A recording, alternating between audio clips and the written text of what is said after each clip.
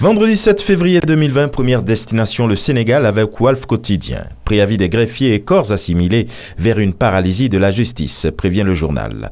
Avec l'Observateur, procédure judiciaire, rebondissement dans l'affaire des 94 milliards de francs CFA. Le sort réservé par le procureur de la République à la plainte de Ousmane Sonko contre Mamour Diallo. Et puis avec le Sud Quotidien, accident de circulation au Sénégal. Les chiffres de l'hécatombe. 6713 accidents causant 600 morts, 74 milliards de pertes pour l'État et 13 milliards pour les assurances. Et d'une autre horreur, il sera question avec classe. Rapport sur la maltraitance des enfants à Pikine, les chiffres de l'horreur, titre le journal. Au Togo avec liberté, zèle politique, Trimois confirme le bilan chaotique de Yassingbe et Yadema. Et Togo Matin, lui, de se focaliser sur la présidentielle de 2020 et le journal d'offrir sa une à Christian Trimois qui dit « Il faut un homme d'expérience connaissant le terrain pour conduire le pays ». Au Gabon avec l'Union, violence à l'école, jusqu'où ? Demande le journal. Le meurtre le 29 janvier d'un élève du lycée La Réussite à Tibanga par son condisciple apparaît comme la transgression de trop au sein d'un univers scolaire qui voit jour après jour se briser tous les codes de camaraderie et de bonne conduite. Une violence à laquelle doivent rapidement trouver un remède autorités et acteurs de l'éducation.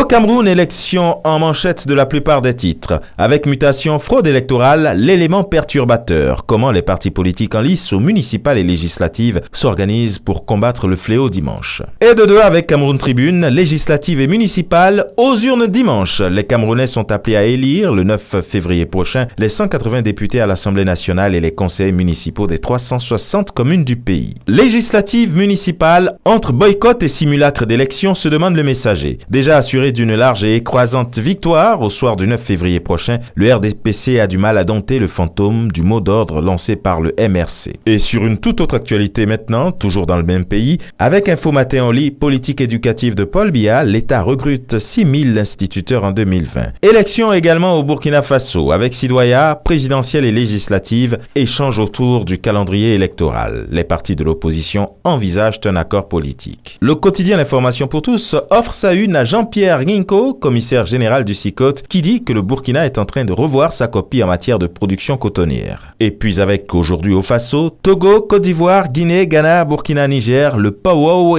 électoral de 2020. Et puis enfin du côté du royaume chérifien avec le matin, Sa Majesté le Roi inaugure la cité de l'innovation Sousmassa, une concrétisation de la déclinaison régionale du plan d'accélération industrielle. Et ce sera tout pour aujourd'hui. Excellent début de week-end, à la semaine prochaine.